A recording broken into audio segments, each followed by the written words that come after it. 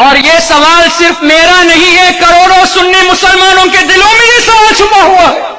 سب کو تم نے کنفیوز کر دیا کہ 25 آیتیں وسیلے کو حرام قرار دیتی ہے۔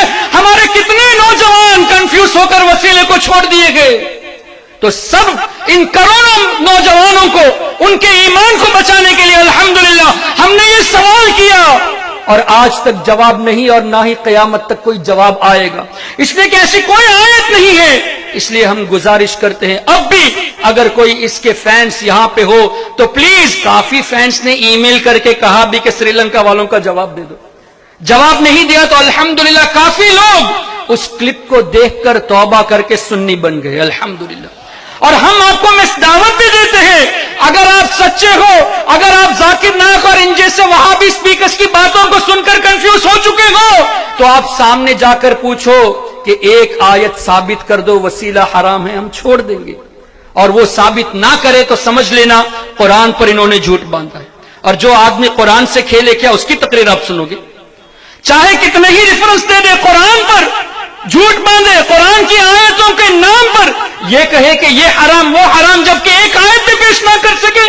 ارے تم نے کہا کہ 25 سے زیادہ ہے، اور تم فنگر ٹپ پہ ریفرنس دیتے ہو، ہم کو 25 نہیں ایک ریفرنس دے دو، ایک آیت کریمہ دے دو، کیوں نہیں دیتے؟ پتہ یہ چلا کہ یہ جھوٹے ہیں۔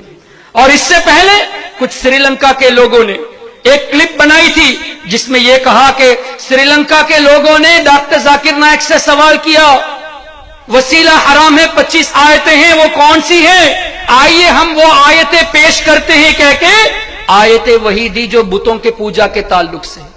وسیلے کا مطلب کیا ہے؟ فار ایگزامپل آپ نے یہ دعا کی، یا اللہ میرے ماں باپ کے صدقے میں میری مغفرت فرما، اس دعا کو کیا آپ حرام کہیں گے؟ یا اللہ میرے ماں باپ کے صدقے میں میری فلاح حاجت کو پوری فرما، یہ ہے وسیلہ۔ یا اللہ تیرے نبی صلی اللہ علیہ وسلم کے صدقے میں میرا یہ بگڑا ہوا کام بنا دے، یہ ہے وسیلہ۔ دعا اللہ سے کرنا اور اللہ کے محبوب بندوں کا وسیلہ پیش کرنا۔ اب اس پر یہ کہتے ہیں کہ جن لوگوں نے اللہ کے سوا بتوں کی پوجا کی، اب مجھے بتائیے بتوں کی پوجا کہاں اور اللہ سے دعا وسیلے کے ساتھ کرنا کہاں؟ کتنا عظیم ڈیفرنس ہے۔ ایسے ہی لوگوں کے بارے میں حضرت عبداللہ ابن عمر رضی اللہ تعالیٰ عنہما نے فرمایا کہ وہ بدترین مخلوق ہے جو قرآن کی وہ آیتیں بتوں کے تعلق سے جو نازل ہوئی ان کو نیک بندوں پر فٹ کرتے ہیں۔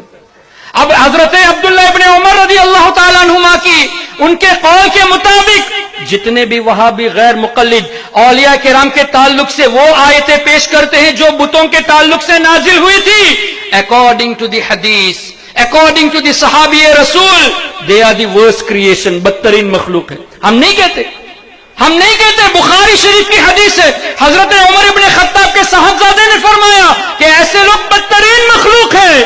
تو اگر ہم نے کہہ دیا کہ قرآن پر تم نے جھوٹ باندھ کر تم بدترین مخلوق میں شامل ہو گئے تو تمہیں برا نہیں ماننا چاہیے، اس لیے کہ حضرت عبداللہ ابن عمر نے یہ فرمایا، اور قرآن کریم سے بھی ثابت ہے، اولئک ھم شر البریہ، یہ بدترین